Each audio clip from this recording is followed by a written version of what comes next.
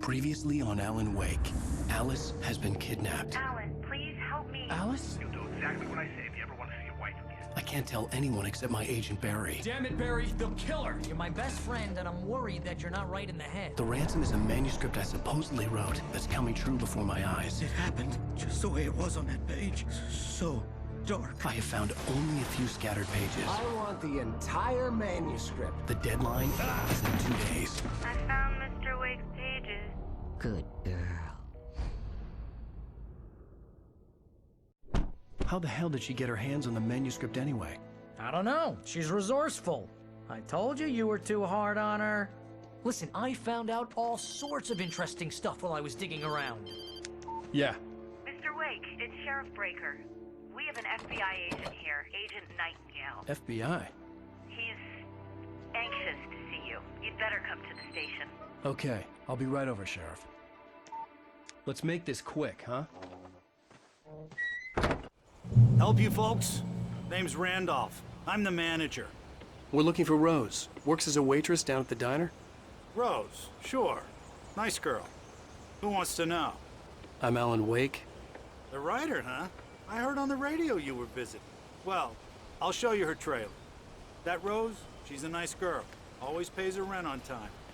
As I was saying, Al, I found all sorts of weird stuff from the local newspaper's archives.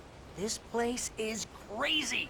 Disappearances, mysterious deaths, urban legends come true, and, get this, most of this stuff takes place around Cauldron Lake.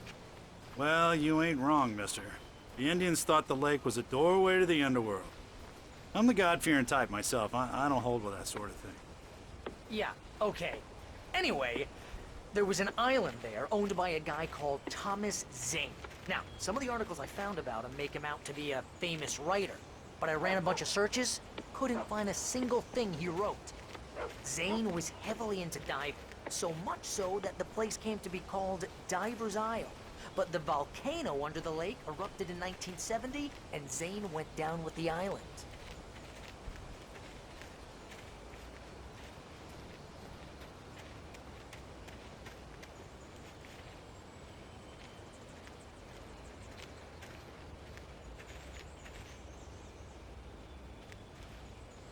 It gets better. A local girl, Barbara Jagger, drowned in Cauldron Lake just a week earlier. They were lovers. Sure, Jagger's a local spook story. The Scratching Hag comes for you in the dark. Childish stuff like that. Anyway, Al, I'm just getting to the best part. All of the articles about this stuff were written by Cynthia Weaver. I asked around, and she's that crazy bag lady you met. What, the lamp lady? She can be a little loopy, but she's not homeless or anything. Yeah, anyway, she knew both Jagger and Zane before they both died, and she had some kind of a breakdown.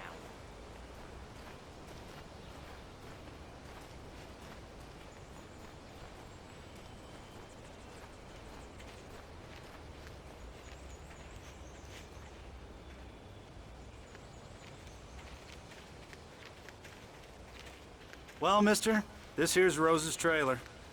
You mind me asking what you want with her? We're just here to talk to her, pal.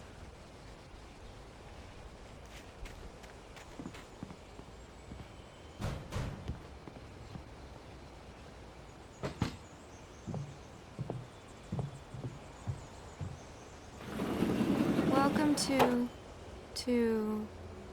Oh dear. Mr. Wake. I'm so glad you're here. Rose, you have my manuscript? Oh. Oh, yes. Yes. Please, come in. Hey, this is really good. Rose, Yes, my manuscript. I really need it. I understand.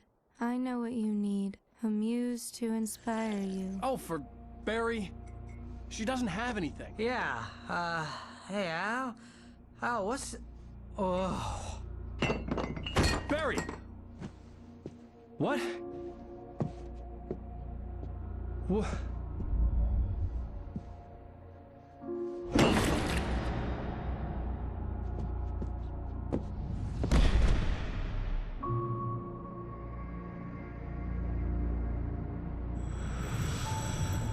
It's coming for you, hiding in my barber's skin. I'm too weak to stop it. You must turn the lights on. I promised I'd come visit you and your lovely wife. You must finish what you started. I insist. You must turn the lights on. Turn the light on. Back to work, boy.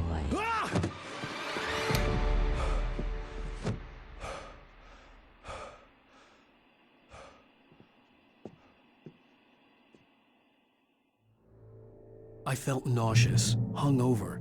Only anger kept me going. I can't tell reality from dream anymore, but it seems I have an imaginary editor to help me. She's an old woman in a funeral dress. I call her Barbara Jagger. She's very strict. I'm writing faster and faster. My manuscript is being heavily revised. The edits are getting very aggressive, and each day there's less of me and more of her. I hate it, but I know she's right. She promises me I can save Alice this way. She knows more of this than I do. About the complex incantation I'm attempting. About this place. She's worked with another writer under similar circumstances, Thomas Zane. The genre of the story seems to be shifting. It's turning into a horror story. I'm getting close. I can feel it. Rose took a day from me. I had less than 12 hours left to meet the kidnapper. All I could do was get Barry into the car, work something out once I got on the road. Welcome to the Oh Dear Diner. What can I get you today? Coffee? I couldn't work up much hate for Rose. Something had used her to get to me and left its mark. First refill is free. Milk and sugar on the counter there. Would you like to hear today's specials? Thank you. A nice day. Come back soon. My gun and flashlight were gone. I'd have to find a way to get Barry into the car. Mr. Randolph liked Rose. That little smile she had. How she was still sweet when life had tried so hard to make her bitter. It wasn't any of his business what she did in her trailer. But those strangers, the writer and his smart-ass sidekick, looked like trouble. And they'd been in there for hours, way past her normal bedtime. He reached for the phone and called the sheriff's station. As quickly as possible. There was no time to waste.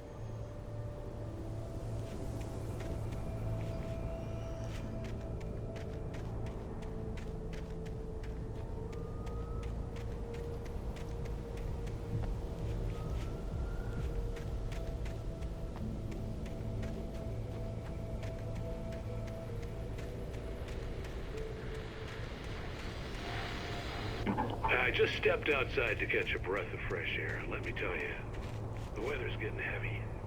Nights like this make me especially glad I'm here talking to you and not home in bed. Once the weather takes a turn like this, I can't sleep at all. It's punctuated by the occasional plunge into the...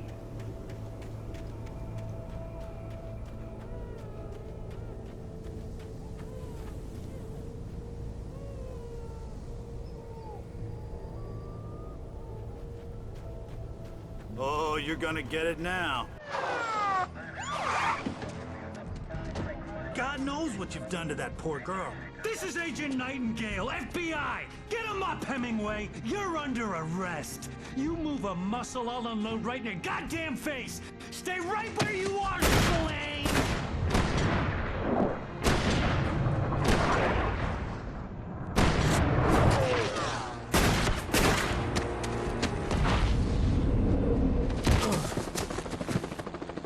What are? I'm standing right here, you goddamn maniac!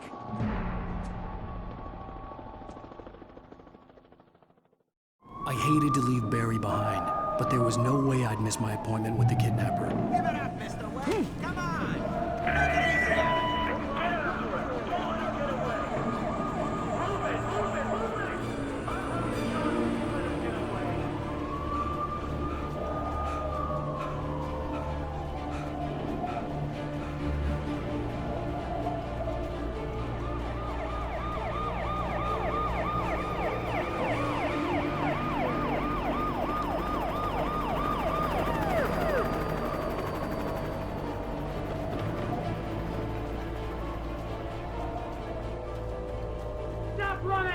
Freeze!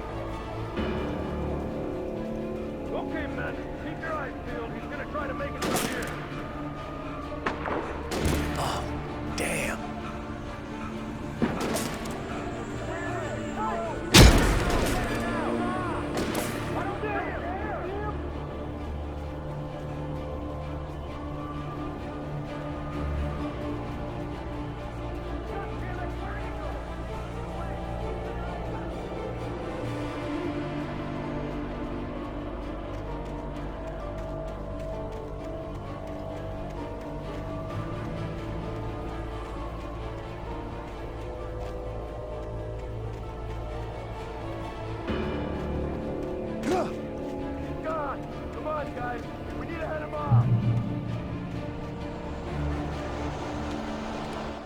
For decades, the darkness that wore Barbara Jagger's skin slept fitfully in the dark place that was its home and prison. It was hungry and in pain. It dreamed of its nights of glory when the poet's writing had called it from the depths and given it a brief, terrible taste of power and freedom. The rock stars had stirred it from the deep sleep the poet had sunk it back to in the end. When it sensed the writer on the ferry, it opened its eyes.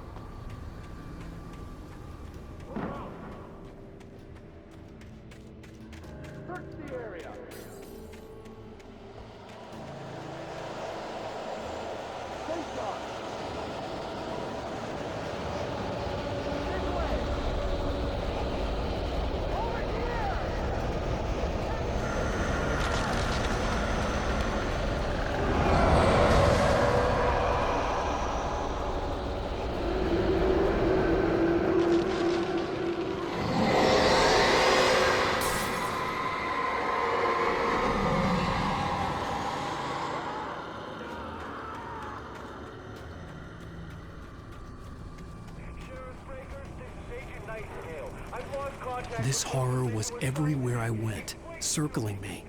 The cops didn't stand a chance. They were after a writer, not a monster.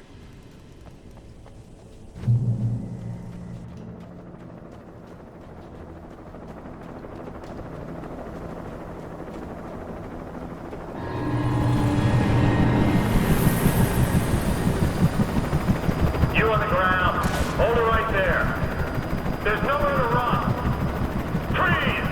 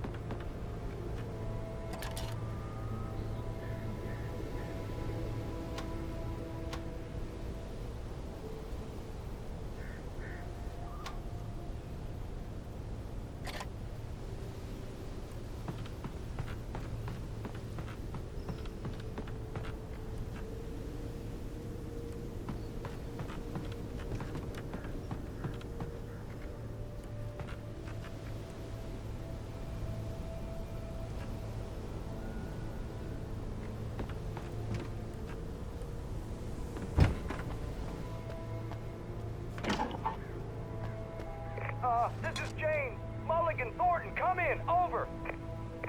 Thornton here. Gates, we got both Wheeler and Rose in custody. They didn't put up a fight or anything. Hey, come on. Sit down and give me that. James, Mulligan here. Over.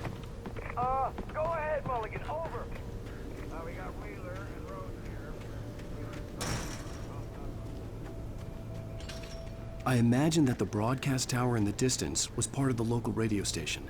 Maine seemed like a decent guy. Perhaps he could give me directions to the coal mine.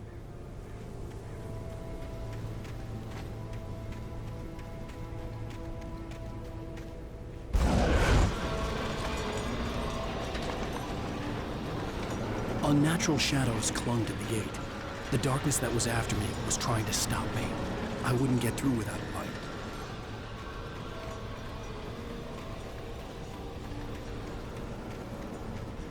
There was no power to the searchlight.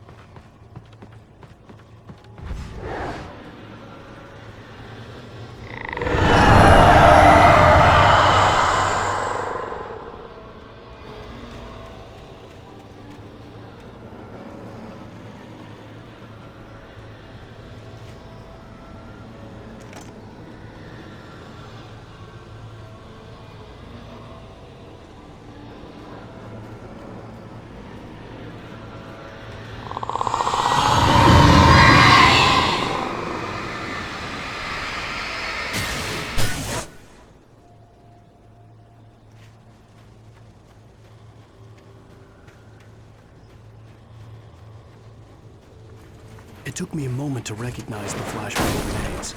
They were an ideal weapon for my situation. T1, come in. Over. T1, this is Sheriff Breaker. Report. Over. T2, come in. I need a report. Over.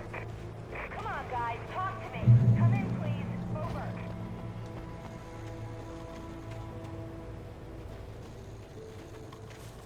You have the right to remain silent.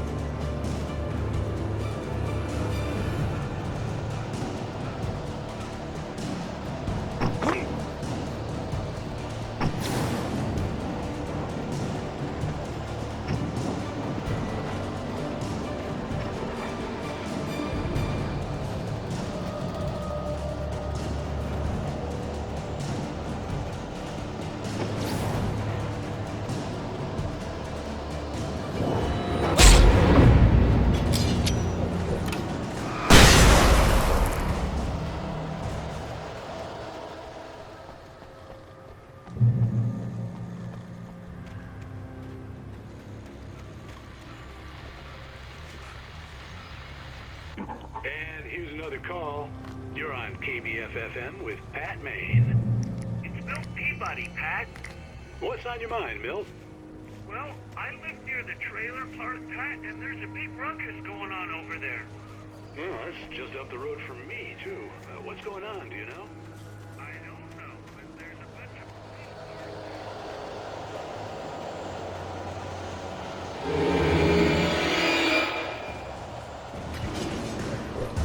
Yes, sir, like from a pistol. So can you find out what's going on?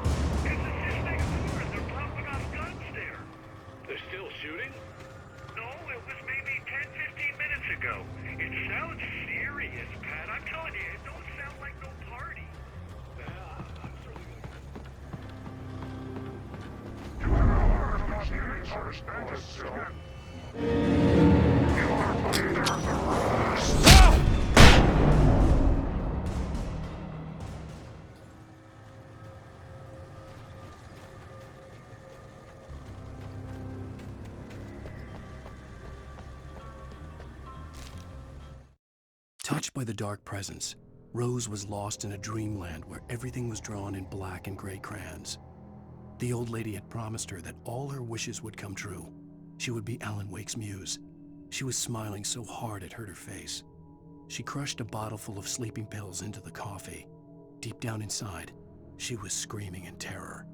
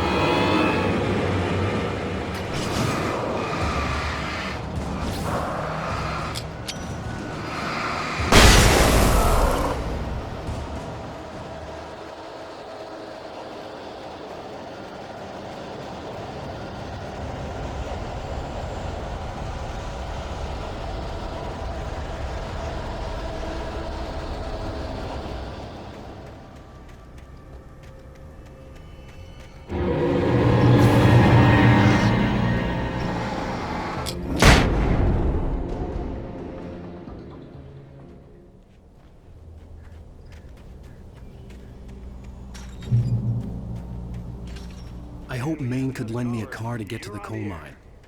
Oh, why, hello, Lorna. What do you have for us?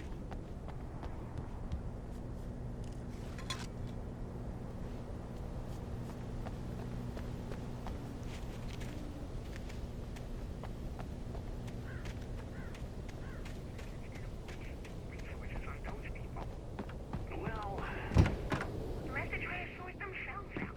I'm sorry, but my granddaddy settled in Bright Falls in 1911. well, thank you very much for that compassionate viewpoint, Lorna. Oh, here's a little surprise. The famous writer Alan Wake just walked in. Folks, I'm going to see if I can talk him into an interview. Come on in, Mr. Wake. Oh, I'm so glad you could find the time to do this, Mr. Wake. Nowhere to run now, Dan Brown. You back away from me. Don't hurt her. Whoa. Everyone calm down. Put the gun down. We're all friends here, right? Cool your jets, Nightingale. We got him. Judas Priest! What the hell's the matter with you? There's a civilian in there.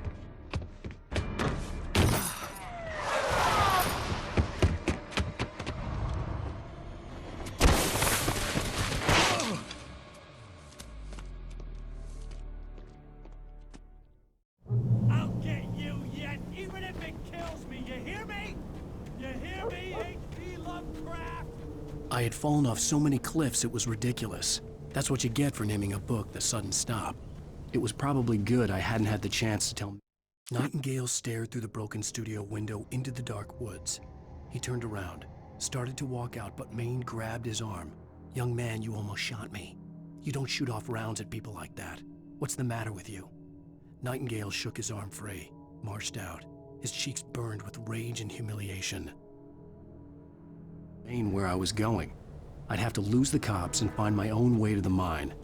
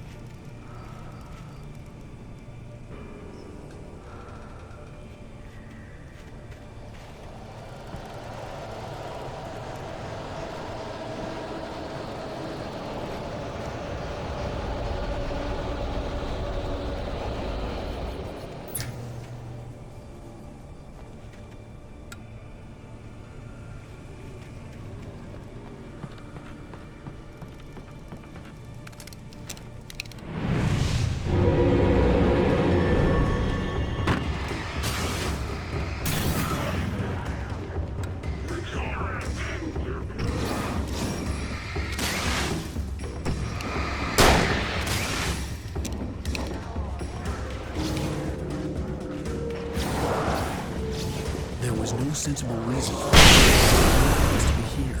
It was almost as if they'd been left for someone like me to use.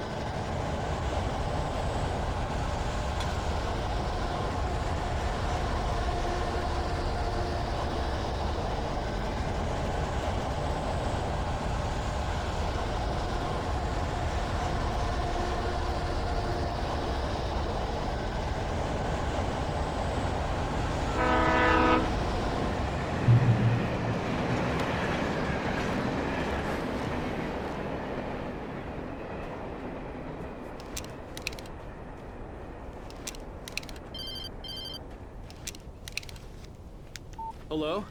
The most stubborn man I've ever met. Alice? Alice? Alan. Alan. I'm so afraid. He keeps me in the dark. Please help me. I look at you, Alan, and it's not you. Something else. Looking out from behind your eyes. Alice, I'm here. I'm so alone here. It's all gonna go to hell. You need to be careful. Cooperate. The connection had been terrible, but that wasn't the only thing that hadn't been right with the call. She sounded wrong somehow, but she had called me.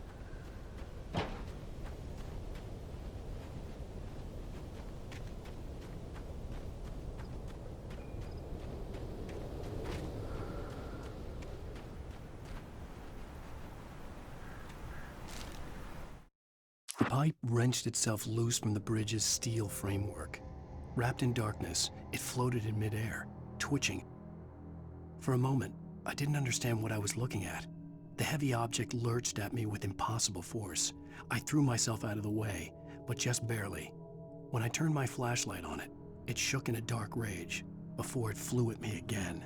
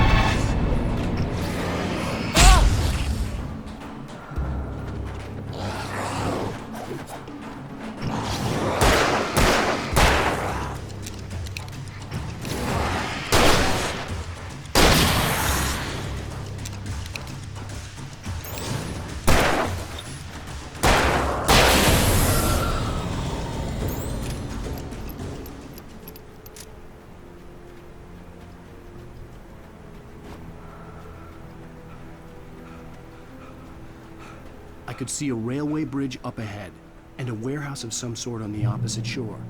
I hoped I could find a car from there.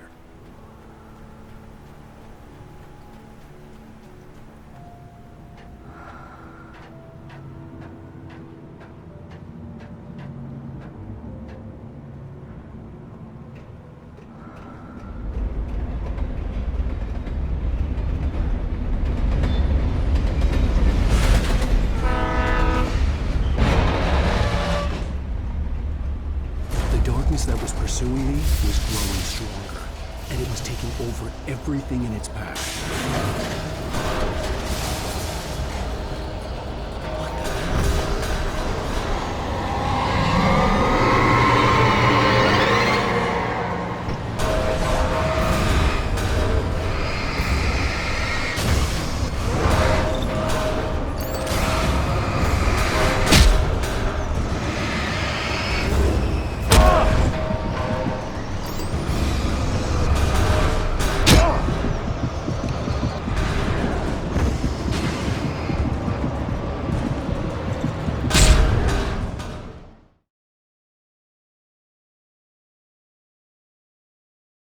Opposite shore. I hoped I could find a car from there.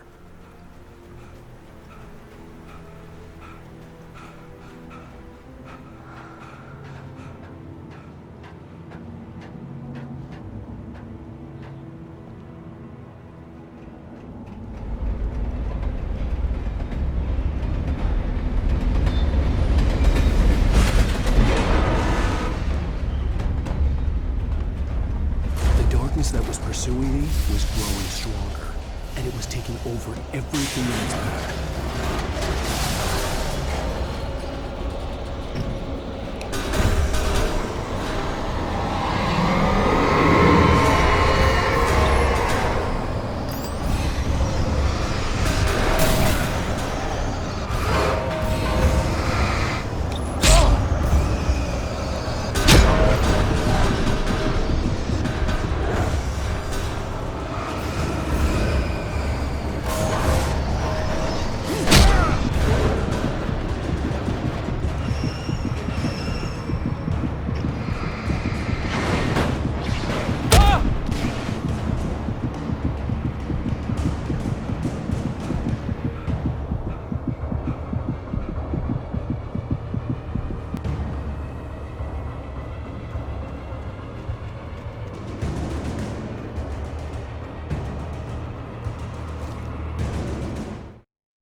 I slammed the door shut right in his smug face.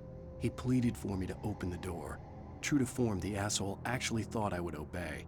I had no sympathy left, no guilt either, not for him. I took a moment to savor the scream. I bet I had a smile on my face. It was all that I had time for. The dark presence was inside the lodge with me.